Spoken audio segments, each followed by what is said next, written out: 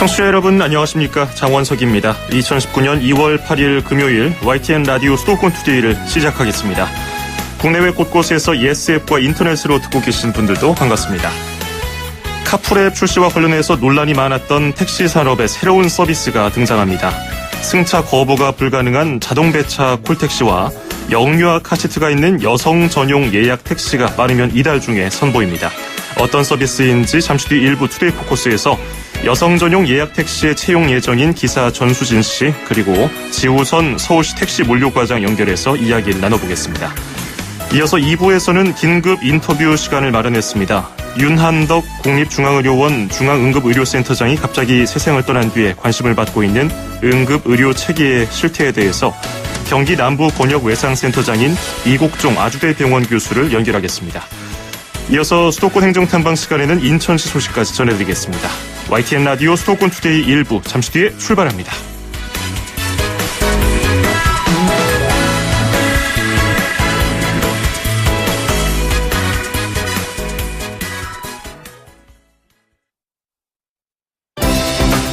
수도권과 관련된 소식은 모두 여기 YTN 라디오 수도권 투데이.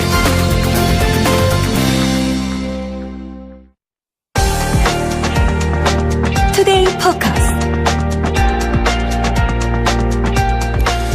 네, 밤 늦은 시간까지 일을 하고 귀가를 하거나 또 외진 곳에 거주하는 분들, 택시 잡기가 쉽지가 않죠.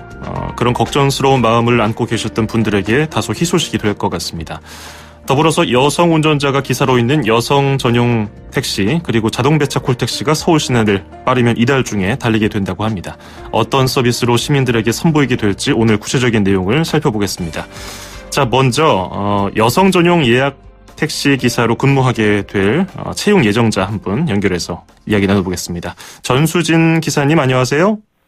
예, 안녕하십니까. 예, 반갑습니다. 네, 반갑습니다. 예, 여성 운전자로서 여성 전용 택시 기사로 일을 하시게 되셨는데요. 네. 감회가 어떠신지 여쭤봐도 될까요? 네, 저 대부분의 전업주부가 그렇겠지만 저도 이제 졸업하고 잠시 직장 생활을 하다가 예, 결국은 전업주부가 되었고요. 예. 그리고 이제는 뭐 가끔 이제 시간제로 파트타임 일을 하는 정도인데 좀 좋은 기회가 주어져서 웨이고 레이즈라는 새로운 직업으로 저희 인생 후반기를 준비할 수 있게 되어서 기분도 좋고 참 뿌듯합니다. 예. 택시 운전 경력이 한 어느 정도 되시는지요? 저는 이제 자가 운전 경력은 거의 20년이 되고요. 예. 택시 운전은 지금 이제 교육을 받고 있는 중이고 이제 면허증을 수료할 예정입니다. 그렇군요. 네. 언제부터 업무에 투입된다고 들으신 게 있습니까? 글쎄요, 빠르면 이달 중이고요. 늦어도 3월에는 예, 저희 웨이고 레이디 택시가 움직인다고 얘기 들었습니다. 예.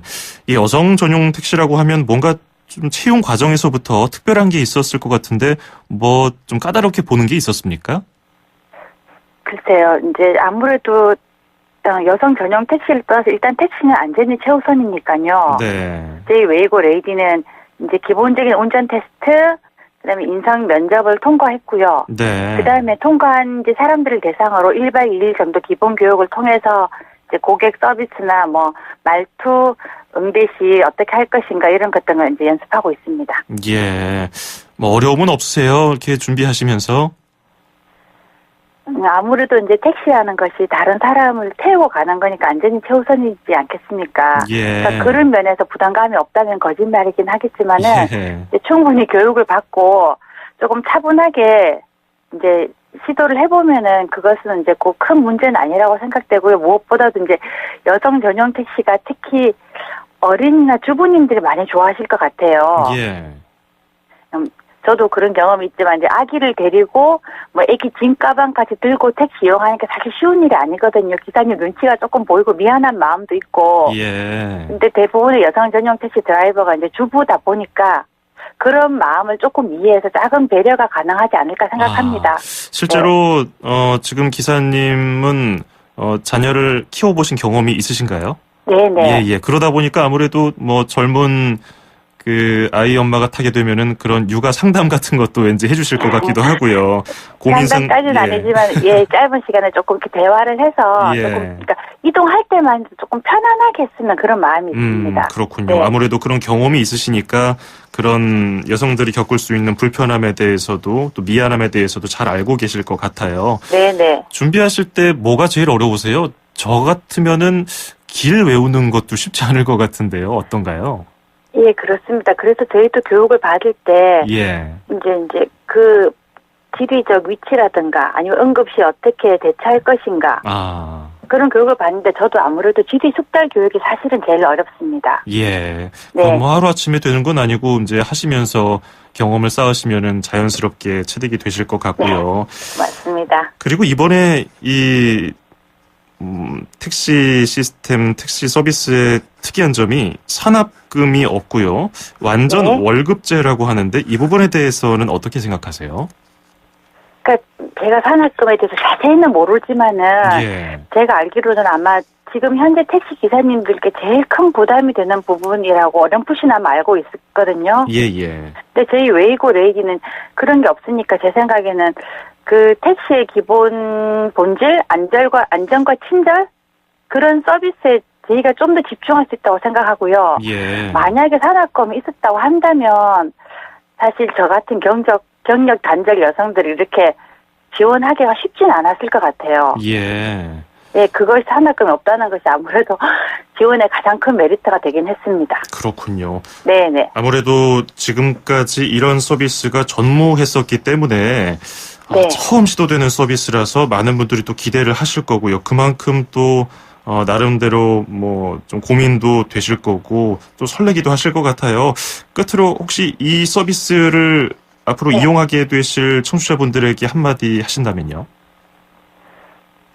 대부분 손님들이 그 자가를 하시잖아요. 자가운전 하신 이유가 거기가 내 공간이라고 여기기 때문에 자가운전이 편하실 거라고 생각하거든요. 예. 근데 저희 웨이고 레이디는 그런 자가 공간의 그런 안락함과 편안함을 드리고 싶어요. 예. 잠시나마 이동하는 중간에 내가 업무를 볼 수 있고 특히 여성분들은 뭐 잠깐 화장을 고친다든가 아니면 애기들하고 놀아줄 수 있고 엄마가 근데 그 짧은 이동 시간이지만은 내가 내 차를 운전해서 내 목적지에 가듯이 누구의 눈치도 보지 않고 그냥 마음 편하게 갈 수 있으면 좋겠고요. 저도 그런 웨이고 레이디가 되도록 성심성의껏 서비스할 작정입니다. 예, 저는 기사님이 모는 택시를 탈 수 없다는 게 좀 안타깝긴 하네요. 한번 기사님 같은 분을 만나뵙고 싶긴 한데요. 예. 아유, 응원의 말씀 감사합니다. 알겠습니다. 오늘 말씀 고맙습니다. 예, 고맙습니다. 예, 지금까지 여성 전용 택시, 예약 택시를 채용 예정이 돼 있는 전수진 기사님이었습니다. 바로 이어서 지우선 서울시 택시 물류과장 연결해서 서울시 이야기도 들어보죠. 과장님 나와 계십니까? 예, 안녕하십니까? 예, 안녕하세요. 예. 방금 전에 그 기사님 이제 채용 예정된 분과 얘기를 나눠봤는데, 네. 그 여성 전용 택시하고 자동 배차 콜택시 이 시스템이 정확히 언제부터 이용 가능한가요?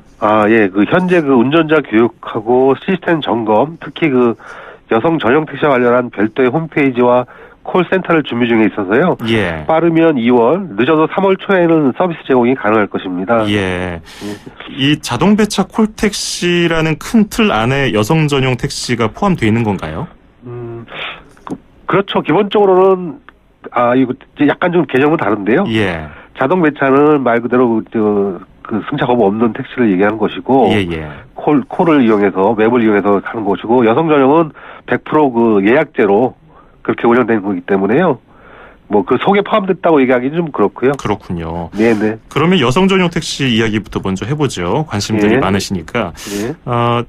앞으로 차량 운영 대수는 몇 대 정도 서울 시내를 달리게 됩니까? 일단 시범적으로 여성 전용은 50대로 시작을 했어요. 예. 잠깐만요. 예. 예, 2020년까지 또 확대 계획이 있으시다고 또 들었거든요. 초반에는 네네. 한 몇 대 정도 운영하는지 좀 궁금해서 여쭤봤습니다. 예. 잠깐만 죄송합니다. 예, 그 점은 잠시 뒤에 또 예. 알아보도록 다시 하고요. 한번, 이따가 말씀드릴게요. 예. 그러면 예약 택시니까 뭐 예. 전화로 예약을 합니까? 아니면 스마트폰 애플리케이션을 통해서 예약을 합니까? 아, 여성 전용 택시는 그 별도의 홈페이지나 전화 콜센터로 운영할 예정입니다. 예. 예. 그러면 요금이 일반 택시보다 좀 더 비싼가요? 그 기본적으로는 저희 그 일반 택시 요금을 적용을 하고요. 예. 추가적으로 이제 콜하는 거에 따라서 수요에 따라서 적게는 1,000원, 많게는 만 원까지 저희가 이제 그 추가 요금을 받을 수 있도록 그렇게 지금 계획하고 있습니다. 예. 예, 앞서서 그 기사님 말씀 들어보니까 본인도 아이를 키우면서 택시를 탈 때 겪었던 고충, 그 네. 왠지 미안한 마음 그런 네네. 것들을 말씀해 주셨어요. 그래서 네. 여성 그 분들은 이렇게 여성 전용 택시가 생기면은 그런 부분에 있어서 좀 마음이 놓일 것 같다 이렇게 또 네네. 평가를 해주셨는데 네. 그러면 그 직접 그 도로를 다니는 택시를 바로 잡아서 일반 택시처럼 바로 잡아서 탈 수는 없나요? 예, 지금 시범 운영 기간 동안은 그렇게는 안 되고요. 예. 일단은 그냥 100% 예약제로 되고요. 그건 운영을 해보고 시범 운영을 해보고 만약에 예. 뭐 배 영업이라든가 그 매물을 통해서 그 필요성이 있다면 예. 그거는 시범 운영 결과를 좀 분석한 다음에 그거 하겠습니다. 그 여성 전용 택시 기사도 전부 여성으로 편성이 되는 건가요? 예, 맞습니다. 예. 그 뭐 교육이라든지 준비 과정에서 뭐 어려운 점은 없었나요? 뭐 지금까지는 잘 되고 있는 걸로 지금 알고 있습니다. 예. 예. 그 채용 예정된 분들 중에서 뭐 택시 네. 운전 경력이 기존에 있는 분들도 계실 거고 네네. 뭐 앞서 인터뷰했던 분처럼 없는 분들도 계실 텐데 네네. 그 둘 사이에 어떤 뭐 처우라든지 이런 것들 차이도 있나요? 아, 그런 건 없습니다. 일단 예. 없고요. 월급도 완전 월급제다 보니까 일단 지금 현행 일반적으로 운행되는 택시와 같이 능력급제, 그러니까 자기가 운행한 만큼 뭐 수익에 따라서 차등적으로 가져가나 이런 게 없기 때문에요. 예. 일반 정액 완전 월급제가 적용되고 차별은 없습니다. 그렇군요. 예. 네네. 이 여성 전용이라고 하면 궁금한 점이 이제 네. 아이를 데리고 편하게 탈 수 있다는 점이 장점 아니겠습니까? 아, 그렇죠. 예. 그런데 그 아들일 경우 네네. 이 몇 살까지 태울 수 있느냐 이 부분을 가지고도 궁금해하시는 분들 예, 계시던데요. 어떻게 정해놓은 게 있습니까? 그래서 일단은 뭐 초등학생까지는 예. 그 남자아이도 승차 가능하도록 지금 예외를 인정하기로 했고요. 예. 그 문제는 일단 뭐 이것도 일단 시범 운영이니까 아까 예. 물어보셨는데 제가 당황해서 했는데 처음에 한 20대 정도로 좀 시작할 예정이고요. 예. 내년에는 한 500대까지 확대할 예정이고요. 그래서 이제 시범 운영 기간 동안에는 이렇게 하지만 예. 운영해 보면서 문제라든가 발생하면 음흠. 보완해 나가도록 하겠습니다. 그렇군요. 예. 이게 중학생, 그러니까 남학생인데 중학교에 다닌다고 하더라도 혹시 뭐 갑자기 아파서 어머니가 네네. 그 여성 전용 택시를 타고 병원으로 네네. 함께 가야 된다든지 뭐 이런 네네. 경우가 생길 수도 있는데 그렇죠. 뭐, 그런 예. 경우가 생길 수 있으니까 그런 거에 대해서는 이제 예. 케이스별로 어떻게 할 것인가 기준을 이제 세워야 되겠죠. 그렇군요. 네. 지금 뭐 시범 서비스니까 여러 가지 여론도 뭐 듣고서 뭐 여러 가지 아이디어를 모으고 있을 것 같은데요. 네네네. 아, 여성 전용 택시는 뭐 이 정도로 뭐 궁금한 점 알아보도록 하고요. 네. 자동 배차 콜택시. 네네. 그 저희가 그 일반적으로 민간 업체가 제공하고 있는 택시 앱 그런 네. 걸 많이 이용하시는데 그 이유가 대부분 그 기사가 목적지를 알고 그걸 선택했다는 그 이유가 가장 커요. 왜냐하면은 네네. 탔을 때 목적지를 말했는데 기사님이 좀 너무 먼 곳이라서 좀 깨림칙해 하신다든지 네네. 뭐 꺼림칙해 하신다든지 그러면은 네네. 좀 미안하기도 하고 불편해서 그런 네. 건데 예. 승차 거부가 전면 금지되는 건가요? 네, 그렇습니다. 이거는 그 승객분들이 호출을 하면 그 가까이 있는 차를 강제 배차를 시키는 겁니다. 예. 그렇기 때문에 기사분한테는 목적 표시가 되지 않고 무조건 의무적으로 응해야 되기 때문에 요거는 그 승차 거부라든가 이런 걸 발생할 소지가 구조적으로 차단이 돼 있습니다. 근데 택시 기사님들이 한 가지 택시 앱만을 사용하는 건 아니잖아요. 아, 예. 여러 가지 중에서 이제 뭐 들어오는 순서대로 골라서 선택해서 그 손님을 태우러 가는 건데 예. 그래도 기사가 거부를 하는 경우가 생기지 않을까요? 그런 경우는 서울시에서 뭐 어떤 대책이 있습니까? 그 여러 개의 웹을 사용하지 못하고요. 예. 기사분은 한 개의 웹만 사용하도록 저희가 그렇게 했고요. 예. 만약에 이거를 저희가 그 STIS라고 서울시에서 택시 정보를 관리하는 시스템이 있습니다. 예. 여기들을 통해서 그 모니터링하는 체계를 지금 갖추기로 이렇게 하였습니다. 예. 네. 이 자동 배차 콜택시가 알려진 대로라면 50개 택시 회사에서 한 4,500여 대 정도 모았다고 하는데 네. 그럼 이걸 어떻게 해서 이렇게 모집하게 된 건가요? 일단 이게 그 가맹점 사업이라 그래서 예. 법상에 그 4,000대 이상의 택시가 같이 어떤 그 신청을 할 경우에는 허가를 해줄 수 있어요. 이거는 기존 요금과 달리 별 추가 서비스를 제공하고 거기에 따른 추가 요금을 받을 수 있는 그런 제도가 있습니다. 예. 이런 제도를 지금 활용을 해서 지금 4,500여 대를 50개 회사가 같이 같은 마음으로 저희가 신청을 했기 때문에 저희가 그 면허를 이제 허가한 겁니다. 예. 이런 경우는 그 여성 전용 택시하고 좀 다른가요? 택시 회사, 그 기사들이 소속돼 있는 회사가 다 다르기 때문에. 네네. 처우라든지 이런 것들을 서울시에서 일괄하는 여성 전용 택시와는 좀 다릅니까? 예. 이거는 각 운영이나 이런 것들은 각 그 회사별로 이제 자기네 거기 맞게 하는 거고요, 운영은. 예. 다만 서비스라든가 부가 요금을 받기 위해서 제공하는 추가 서비스에 대한 그 서비스의 질이라든가 그 요금 수준 이런 것들은 같이 같은 수준으로 통일되어 있습니다. 예. 추후에 뭐 다른 부가 서비스를 제공하는 택시도 도로를 달립니까? 예. 지금 뭐 이제 앞으로는 뭐 반려동물 요새 뭐 그런 거에 대한 운송 택시라든가 예. 그 화물이나 그런 것들 심부름 택시 또 뭐 노인 복지 택시 이런 것들도 단계적으로 좀 출시해서 그 택시 서비스 경쟁력을 좀 강화할 그럴 계획으로 있습니다. 그렇군요. 네네. 16일부터라고 하니까 다음 주 토요일부터네요. 네네. 서울시 택시 요금이 3,800원으로 기본 요금이 오르게 되는 건데. 네네네. 굉장히 오랜만인 것 같아요. 몇 년 만의 인상이죠? 이게 13년 이후에 한 6년 만에 지금 요금을 조정하게 된 겁니다. 예. 예. 이게 많은 택시 기사님들이 그 차량 뒤쪽에다 스티커를 항상 붙이고 다니는 걸 보면은 이 기본 요금을 좀 현실화 시켜줘라 이런 내용이 네네. 많았었는데 네. 이게 이 정도 상향이면은 택시 업계에서도 만족할 만한 수준인가요? 당초에는 한 4,000원 이상 좀 해달라고 좀 요구가 있었는데요. 예. 근데 좀 뭐 요금 조정 절차를 통해서 뭐 시민들의 의견이라든가 이런 것도 반영하고 해서 3,800원으로 결정이 됐고 이에 대해서는 전체적으로 뭐 수긍하는 그런 분위기입니다. 예. 예. 심야 할증은 어떻게 계산이 됩니까? 당초에는 요거 심야 시간 할증 시간을 좀 앞당기고, 그런 걸 좀 요청했고, 저희 안도 이제 그렇게 했었는데요. 예. 뭐 시의 의견 청취 과정이라든가 이걸 통해서 기존대로 했으면 좋겠다, 시간이나, 이런 것 돼서, 뭐 시간이나 이런 것도 기존대로 가고요. 다만 주간 요금의 20% 할증되는 그 원칙은 그대로 갔습니다. 예. 그래서 기본 요금이 4,600원이 됐고요. 거리 및 시간 요금은 주간 요금의 20%가 할증되는 그런 식으로 이제 운영이 되고 있습니다. 부과되고 있습니다. 그렇군요. 네네. 기본 요금이 오르게 되면은 역시 따라오는 주제가 택시 기사들의 처우 개선 그리고 네네네. 고객 서비스 강화 이런 것들인데 네네네. 서울시에서는 구체적으로 어떤 대책이 있습니까? 예. 이번 요금 인상은 사실적으로 그 처우 개선에 초점이 맞춰져 있고요. 예.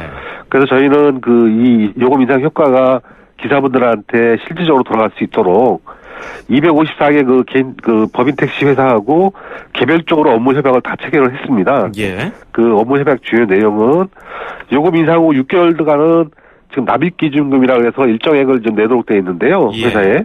그게 동결됩니다. 6개월간은 요금 인상돼도. 그리고 6개월 후에도 실제 요금 수입 증가분의 약 20% 정도는 간접 비용이라는 게 발생하기 때문에 그걸 제외한 80% 이상이 운전자 수입으로 지급되도록 그렇게 하는 내용이 내용으로 업무 협약을 체결한 바 있고요. 예.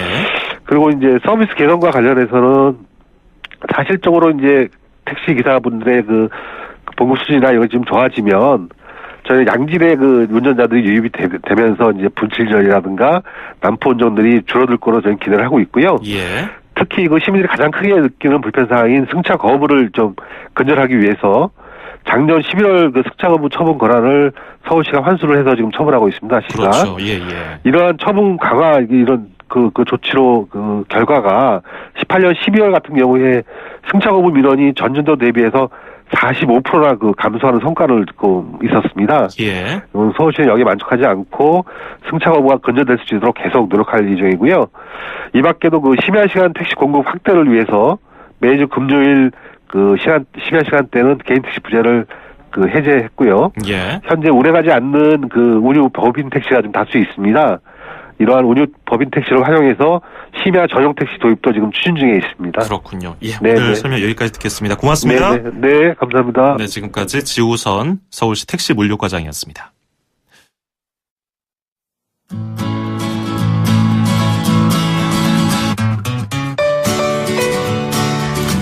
네, YTN 라디오 수도권 투데이 1부 택시를 주제로 이야기를 했네요.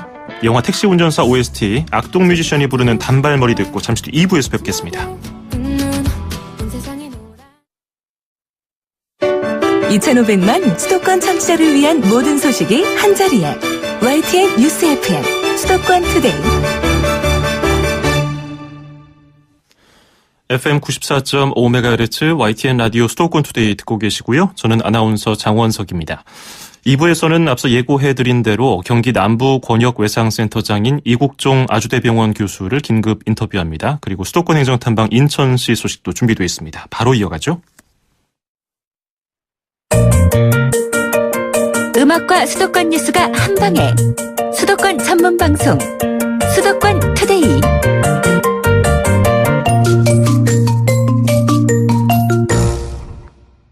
예, 수도권 투데이 2부 시작합니다. 2부는 긴급 인터뷰로 열어봅니다. 설 연휴에 너무나 안타까운 소식이 들려왔습니다. 윤한덕 국립중앙의료원 중앙응급의료센터장이 지난 4일에 일터에서 숨진 채 발견됐습니다. 우리가 명절이나 주말 등 휴일에 어느 때고 안심하고 쉴 수 있는 건 비상 상황을 대비해서 항상 자리를 지키고 있는 의료인들 덕분이죠. 오늘 경기 남부 권역외상센터장이신 이국종 아주대병원 교수 전화 연결해서 이야기 이어가도록 하겠습니다. 교수님 나와 계십니까? 안녕하세요. 예, 바쁘실 텐데 인터뷰 응해 주셔서 고맙습니다. 좀 안타까운 내용으로 인터뷰를 하게 돼서 저희도 마음이 참 무거운데요. 어제 고인의 빈소도 다녀오셨지요? 예. 예. 평소에 좀 알려진 바에 따르면은 고인과 교수님의 지향점이 비슷했다고 알고 있는데요. 그래서 더 침통하실 것 같습니다. 어떠십니까? 이현석 선생님께서 저하고 오래 같이 일하면서 있었던 개인적인 친분 관계뿐만이 아니고요. 이현석 선생님이 이제 의사로서 그리고 또 정부의 행정을 담당하는 사람으로서 10여 년 넘게 글로벌 스탠다드에 따른 한국 사회에 어떻게든지 국제적인 체계, 외상 진료 체계 그리고 응급의료 체계를 한국 사회에 어떻게든지 뿌리내리게 하려고 굉장히 애를 많이 쓰셨거든요. 예. 한국 의료계 여러 가지 상황에서 의료계 전체뿐만이 아니라 뭐 정부 쪽에 진출해 있는 의사들까지 다 통틀어 봐도 15년 이상 동안을 응급의료 한 분야에 이렇게 온 자기 인생을 다 던져서 매진한 사람들이 사실은 거의 없어요. 예. 그만큼 전문성을 갖추기도 힘들 뿐만이 아니라 개인적인 생활로 계속 가져가기도 지금 쉽지가 않은 상황이거든요. 예. 그래서 한국 사회 전체를 다 뒤져봐도 윤한덕 선생님 같은 사람이 사실은 거의 없다고 보시면 됩니다. 그래서 앞으로 참 걱정은 글로벌 스탠다드를 갖다가 한국 사회에 계속 접목시키려고 하는 노력들을 승부할 만한 사람이 없다는 게 한국 사회 전체를 봐도 굉장히 큰 손실입니다. 예. 교수님 저서에서도 고인을 또 한 챕터를 할애해서 묘사하셨기 때문에 또 그런 응급의료 체계의 발전에 기여한 부분, 그 부분에 대해서도 또 강조를 해주셨고요. 이게 설 연휴에도 고인이 일터를 떠나지 못했고요. 뭐 그 전에도 물론 몸이 부서져라 그 의료 현장을 떠나지 못하고 계속해서 일을 해오셨는데 이렇게 좀 자기 몸을 챙기지 못할 정도로 일을 하게 된다는 것, 결국은 대한민국 응급의료의 현실을 그대로 보여주고 있다고 해도 과언이 아닐까요? 사실은 저희 의사들뿐만 아니고 어느 대한민국 사회 조직이나 선생님도 마찬가지일 것 같은데 그렇죠. 중간관리자급 이상 되면은 예. 사실 쉬는 날 따로 없이 자기 부서에 대해서 계속 책임감을 가지고 일을 하잖아요. 예. 저는 사실은 마찬가지라고 생각을 하는데요. 근데 특히 이제 의료계 전체를 놓고 보면은 그 중에서도 이제 아무래도 응급의료, 외상, 중증 외상 분야 이쪽 분야가 아무래도 지원하는 사람들 자체가 적고 이제 여기에 걸려 있는 여기는 조금만 저희가 흔들리게 되면은 그냥 국민 생명이 직접적으로 영향을 받으니까요. 예. 환자분들이 그냥 그 자리에서 돌아가실 수가 있기 때문에 굉장히 긴장감이 팽배하죠. 그래서 그런 것들이 스트레스가 더 많이 됩니다, 사실. 그렇군요. 그렇다고 뭐 사명감만으로만은 그 자리에 있기가 참 쉽지 않았을 거라는 생각이 들긴 합니다. 또 윤한덕 선생님 같은 분은 그래도 그런 거에 대해서 자기가 소명의식 같은 게 굉장히 강하신 분이에요. 예. 제가 봐도 놀랄 정도로 내가 대한민국 응급의료 체계, 그 중증 외상 체계 최후의 보루다 이런 생각을 굉장히 이렇게 진하게 가지고 있어요. 그러니까 어떻게 보면 굉장히 이렇게 고전적인 의사들의 모습이에요. 예. 굉장히 고전적인. 그래서 옛날에 의사분들이 좀 그런 모습이 그래도 좀 지금보다는 더 많이 있었거든요. 그러니까 어떻게 보면은 그게 예. 현재 이런 세상이 흘러가는 그런 트렌드하고는 전혀 맞지가 않는 거죠. 예. 지금 뭐 여러 가지 들려오는 이야기에 따르면은 돈을 줬기보다는 그 20년 가까이 그 한 자리에서 계속 묵묵하게 일을 해오셨는데 윤한덕 응급의료센터장이 응급의료 뭐 전용 헬기라든지 재난 응급의료 상황실 의료와 같이 이런 체계 구축에 헌신했다고 알려져 있는데요. 지금 교수님께서 몸담고 계시는 외상센터와 그리고 응급의료는 뭐 한 몸과 같지가 않나 이렇게 생각이 드는데요. 고인께서 외상센터 발전에도 뭐 얼마나 영향을 미쳤다고 보시는지요? 왜 그러냐면 그 사실 응급의료 체계라는 그 전체적인 큰 틀을 놓고 볼 때요. 예. 가장 취약한 곳 중에 하나가 이제 중증 외상 분야거든요. 예. 그리고 이제 선진국에서는 보편적으로 이루어지고 있는 헬리콥터를 이용한 항공 이송이라든가 의료진들이 사고 현장까지 출동해서 병원 전 단계라고 합니다. 그쪽을. 예. 그 병원 전 단계, 항공 의료 그리고 외상 체계 이쪽이 응급의료 전체에서 가장 또 취약한 부분이기 때문에 아무래도 윤한덕 선생님이 그 응급의학과 전문이었지만 이쪽 분야를 계속 들여다보게 되면은 이쪽이 이제 제일 취약하다 보니까 아무래도 제일 관심이 많이 가고 이쪽을 어떻게든지 개선해 보려고 노력을 기울일 수밖에 없었죠. 예. 제가 예를 들면은 2008년에 그때 런던에서 오자마자 그 보건복지부하고 의료계 관계 이제 회의에서 발표를 했던 적이 있어요. 예. 그때 이제 헬리콥터를 이용해서 이제 의료진들이 사고 현장으로 출동하고 환자를 사고 현장에서부터 막 어떤 경우에는 헬리콥터 안에서 수술도 하고 그러면서 어떻게든지 살려와서 외상센터로 데리고 와서 수술하고 그런 것들이 보편적으로 런던에서 제가 했던 일들을 가지고 가져와서 프레젠테이션을 하는데 의료계에서 모이신 분들이나 그런 분들 중에서도 이렇게 들어주는 사람조차도 없어요. 근데 그 유일하게 그래도 거기서 관심을 가지고 이렇게 했던 분들이 아주 극소수의 한두 분이 있는데 그 중에 한 분이 윤한덕 선생님이셨어요. 예. 그래서 그때부터 항공 이송이라든가 그런 거에 도입하려고 애를 많이 쓰게 됐죠. 그렇군요. 그렇게 큰 사업들도 있습니다만은 그 사람 한 명 살리는 게 더 중요하다고 하면서 그 응급 환자가 병원까지 오는 사이에 의사가 아니더라도 뭐 심전도 그리고 의료기기를 활용해서 최대한 그 의사 지시를 받아서 환자에게 어떤 행위를 할 수 있도록 하는 그런 부분도 가셨다고 들었거든요. 그건 어떻습니까? 한국 사회가 아직도 저기 자격증이라든가 아니면 반려적인데 많이 규정 방향에 묶여 있는 데가 있으니까요. 예. 그리고 그런 것들이 지금 한국 사회에서 논란이 되지만 이미 미국 같은 선진국에서는 논란이 다 끝난 부분이거든요, 사실은. 예. 그러니까 그런 게 어떻게 보면 저나 윤한덕 선생님이 저희들이 그냥 개인적으로 생각을 해가지고 그만 말씀드리는 게 아니고요. 전 세계적으로 시행되고 있는 의료 선진국, 그리고 뿐만이 아니라 웬만한 한국 정도의 개발도상 국가들에서도 다 통상적으로 이루어지고 있는 그 글로벌 스탠다드가 있습니다. 예. 그걸 한국 사회에 어떻게든지 접목시키려고 하다 보니까 마치 그게 기존의 의료 관행하고 달라지니까 그 마치 튀는 것처럼 보였던 거예요. 예. 근데 그런 게 많이 답답했죠, 윤한덕 선생님. 그런 것도 힘들고, 그리고 또 그러다 보면 이제 밖에서 어떤 압력 같은 게 들어온다고요. 예.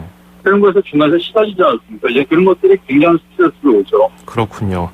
근데 아까도 말씀드렸지만 그런 것들이 한국에서만 지금 한 발짝도 못 나가고 있는 거지, 전 세계에서 보편적으로 이루어지고 있는 글로벌 스탠다드에서는 그러면 전혀 그게 뭐 낯선 일이 아니거든요. 예. 단지 이제 윤한덕 선생님이나 저나 그런 것들이 제가 개인적인 생각이 아닙니다. 그게. 알겠습니다. 그것적인 어떻게 보면 전 세계적인 치료 표준적인 치료 지침이라고요. 예. 그걸 어떻게든지 그러니까 그냥 단지 이렇게 한국 사회에 이렇게 반려적으로 딱 엮여 있고 기존의 관행만 이렇게 딱 지키려고 하는 그 틀을 갖다가 어떻게든지 좀 빼보고 글로벌 스탠다드를 좀 접목시키려고 했던 그런 노력들이 일환입니다. 예. 자, 끝으로 그 외상센터가 지금 전국적으로 17개소가 선정돼 있고 그중에 4곳이 수도권에 있는데요. 인구 절반이 수도권에 몰려 있는데 효율성 측면에서 좀 개선돼야 하지 않느냐. 그리고 응급의료 인원 부족 같은 문제 전반적으로 어떤 점들이 지금 현재 당면한 문제라고 보시는지요? 사실은 이게 설계 자체 때부터 원래 윤한도 수장님하고 외상센터들 만들어서 전국적인 체계를 구축하려고 했어도 예.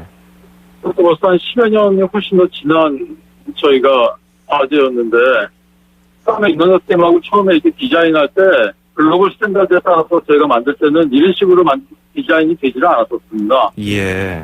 그러니까 선택과 집중을 좀 하게 규모의 경기를 이룰 수 있는 대형 환자 센터들이 전국적으로 한 6개 정도만 설치하는 걸로 됐었거든요. 그리고 나머지는 다른 레벨의 좀 하위 레벨의 외상센터들을 차별화시켜가지고 이렇게 하려고 했었지. 예. 전국에 일괄적으로 동일한 기준의 동일한 그 시설 규모 같은 거 다 적용해서 17개를 이렇게 설치하려고 했던 건 윤한 학생이 이렇게 처음 했던 게 아니었거든요. 예. 그러니까 이거를 지금 와서 정상화시키려고 그러면 완전히 10여 년 전에 저희가 처음에 글로벌 스탠다드에 따라서 어떤 정치적인 고려라든가 어떤 지역적인 고려가 아니고 정말 교과서적인 원칙에 따라서 저희가 디자인했던 완전히 초기 디자인으로 해서 가야지 지금 와서 한두 개로 고친다고 이거는 그렇게 해봐야 되지가 않습니다. 예. 그냥 가만히 없을 거예요, 이렇게 가면. 알겠습니다. 제로베이스에서 다시 설계해야 됩니다, 이건. 그렇군요. 그거는 저희가 또 가슴 깊이 새겨야겠고요. 그리고 경기도가 지난해 말에 그 남북 권역 외상센터와 업무 협약을 맺고서 24시간 운영 가능한 닥터 헬기 도입을 약속했는데요. 지금 도입되고 있나요? 지금 그것도 기존의 닥터 헬기들이 다 주간 비행만 하고 좀 전 세계적으로 운영하는 그 패턴하고는 안 맞게 이렇게 처음에 시작을 했었거든요. 예예. 그걸 지금 와서 바꾸려고 하다 보니까 걸리는 난제가 한두 개가 아닙니다. 그래서 지금 아직 시작 못하고 있습니다. 그 난제라는 것이 사실 그 북부 권역 외상센터의 경우 최대한 환자를 빨리 옮기기 위해서 1층 센터 입구와 가까운 지상의 헬기 착륙장 마련했는데 그 과정에서도 교수님 그 주민 민원이라든지 여러 가지 고충이 있으셨잖아요. 뭐 그런 문제 때문인가요? 인력 문제나 그런 것도 굉장히 심각한데 예. 사실은 헬기를 기존에 운행했던 과정이고요. 기존에 저희가 예를 들면 지금 출동하는 건수를 저희가 작년 같은 경우도 출동하는 건수를 제가 분석을 해보면은 예. 제가 연간 수배역을 출동 중에서 40%가 넘게 야간에 출동을 하고 있거든요. 예예. 근데 저희는 그거를 지금은 경기도 소방 헬기를 타고 출동을 한다고요. 아하. 그러니까 소방 헬기 경기소방 한 군데만 지금 전국적으로 보면 야간에 그렇게 출동을 해서 의료진들이 탑승에 출동하는 걸 하고 있는데 기존의 닥터헬기들은 이렇게 출동을 안 소방 헬기는 그렇게 하고 있는데 예. 기존의 닥터헬기들은 지금 주간 비행만 이렇게 하고 있었거든요. 예예. 그러면 그 프로그램을 이제 글로벌 스탠다드로 바꿔야 되지 않습니까? 예. 그 과정에서 저항이 만만치가 않습니다. 그렇군요. 오늘 짧게 이야기 나눠봤습니다만 지금도 나아가야 할 길이 아직 멀어 보입니다. 그게 참 걱정이군요. 네, 그래서 윤하고 선생님의 공백이 말도 못하게 크게 느껴집니다. 이걸 풀고 나가는데 사실 그 헬리콥터 좀 전에 말씀하신 그 헬리콥터 문제만 해도 예. 사실은 거의 좌초 직전까지 이번에도 갔었는데 간신히 윤하고 선생님이 중간에서 조정을 하셔가지고 지금 한 발짝 간신히 가고 있었거든요. 예. 왜냐하면 기존의 정부라든가 아니면 기존의 업체 그리고 기존의 의료계에서는 하던 대로 그냥 주간 비행만 이렇게 한 게 통했잖아요, 그렇죠? 예. 그런 거에서 이쪽에서 오는 저항이 어마어마하게 셌어요. 그런 걸 갖다가 이난도 선생님이 중간에서 다 이렇게 맞아가면서 그걸 조정을 했던 거예요. 굉장히 어려운 상황을. 그렇군요. 근데 이제 그런 걸 해주실 분이 없어진 거죠. 예. 참 저희가 굉장히 저희가 알지 못했던 뒷이야기까지 이렇게 들려주셨는데 갑자기 또 소중한 분을 잃게 돼서 안타깝습니다만은 고인의 뜻을 계속해서 이어가고 좀 발전하는데 또 남은 우리들이 좀 노력을 했으면 좋겠습니다. 아무쪼록 교수님 건강 염려하는 분들도 적지 않은데요. 건강 잘 챙기시고요. 오늘 말씀 잘 들었습니다. 고맙습니다. 네, 감사합니다. 예, 지금까지 경기 남부 권역외상센터장인 이국종 아주대병원 교수였고요. 잠시 전화 상태가 고르지 못했던 점 청취자분들이 양해 부탁드리겠습니다. 서울, 경기, 인천 찍고 수도권 정부의 핵심이 바로 여기에 수도권 행정탐방. 네, 수도권 행정탐방 계속해서 인천시 소식을 들어보도록 하겠습니다.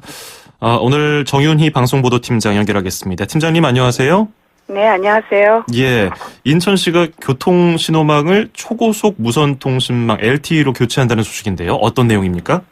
네, 기존 교통신호 통신장비가 노후화되고 통신기술 발전 등으로 인해 30년 이상 운영된 유선 통신망을 운영하는 데 어려움이 있었는데요. 예.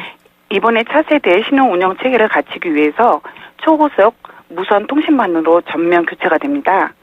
인천 시내에 설치된 1,900여 대 교통신호 제어기의 통신회선을 무선 통신망으로 전환하고 장비를 보강해서 주요 기반 시설인 교통신호 제어 시스템의 안정성과 보안성을 높이고 운전자 중심의 교통 서비스를 제공하고자 합니다. 예, 그러면 시민들은 어떤 점이 좋아질까요? 네, 운전을 하시는 분이라면 도로에 한 차선을 막고 공사나 점검하는 것을 한 번쯤 보셨을 텐데요. 예. 신호기를 설치할 때나 유지 관리를 위해서 차선을 막고 도로에 골차 공사를 할 수밖에 없었기 때문입니다. 하지만 무선 통신망을 이용하면 이런 불편을 대폭 줄일 수 있고요. 전신주 등에 어지럽게 얽혀 있던 통신선도 사라져서 도시 미관도 개선될 수 있게 됩니다. 그렇군요. 이 낮에 시내 교통정체 보면은 상습 정체 구간을 제외하고 다른 구역은 공사를 하느라고 막히는 경우가 많거든요. 빨리 이런 초고속 무선 통신망 구축이 이루어지면 좋겠군요. 그럼 앞으로 계획은 어떻게 됩니까? 우선 올 상반기에 부평구 북예고등학교 부근이나 미추홀구 수봉공원 앞 등 통신신호가 불안정한 시내 주요 지점의 교통신호지역이 200개소에 시범적으로 무선 통신망을 구축하고요. 2020년 내년까지 전체 교통신호기 제어기 설치를 마무리할 예정입니다. 무선 통신망 구축이 완료되면 차량과 차량이 통신하는 첨단 기술을 적용할 수 있는 기반이 마련돼서 급감속과 정차 같은 돌발 상황에 사전 대응을 할 수 있게 하는 등 사고 없는 안전한 교통체계를 구축할 수 있을 것으로 기대가 됩니다. 예. 자, 그리고 인천시가 미세먼지 대책을 계속해서 추진하고 있는데요. 올해 노후 경유 자동차 조기 폐차 보조금 지원을 확대한다고요? 네, 인천시는 2004년부터 대기질 개선을 위해 매년 경유 자동차 저감 장치 부착과 엔진 개조, 조기 폐차 등을 추진하고 있는데요. 지난해에는 240억 원을 투입해 1만 3,700여 대의 경유 자동차에 대해 조기 폐차를 실시한 바 있습니다. 올해 사업 규모는 지난해보다 81억 원이 증가한 321억 원인데요. 노후 경유 자동차 2만여 대에 대한 조기 폐차 보조금을 지원할 계획이 있습니다. 예. 중대형 화물차 조기 폐차 지원금은 늘어납니까? 네, 그렇습니다. 인천시는 미세먼지 배출이 많은 중대형 화물차의 조기 폐차를 권장하기 위해서 최대 770만 원이던 보조금 상한액을 신차 구입 시 200%의 추가 지원금을 합해서 최대 3천만 원의 보조금을 지원을 하게 됩니다.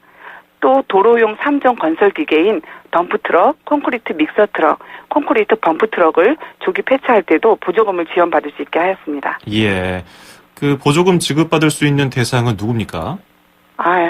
보조금 지급 대상은 인천시에 등록된 차량 중 배출가스 5등급인 경유 자동차나 2005년 12월 31일 이전에 제작된 도로용 3종 건설 기계로 서울, 인천, 경기 일부 권역에 2년 이상 연속 등록돼 있고 최종 소유 기간이 보조금 신청일 전 6개월 이상이어야 하는데요.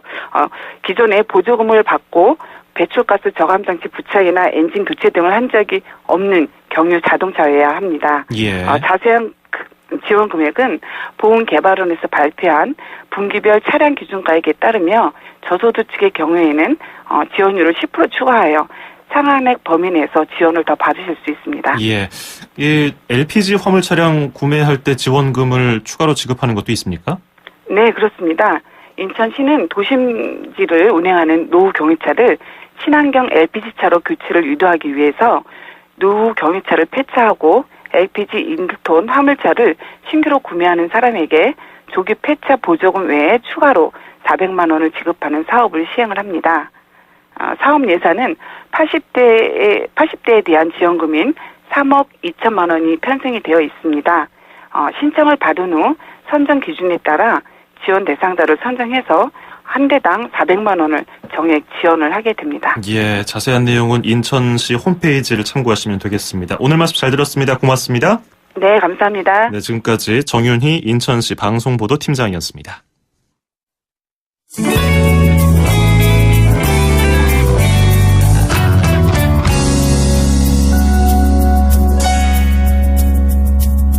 So long is the night. 2월 8일 금요일 수도권 투데이 마치겠습니다. 끝으로 들으실 노래는 브라이언 맥나잇의 Oh Feeling입니다. 주말 잘 보내시고요. 다음 주 월요일 아침 9시 10분에 뵙겠습니다. 장원석이었습니다. 고맙습니다.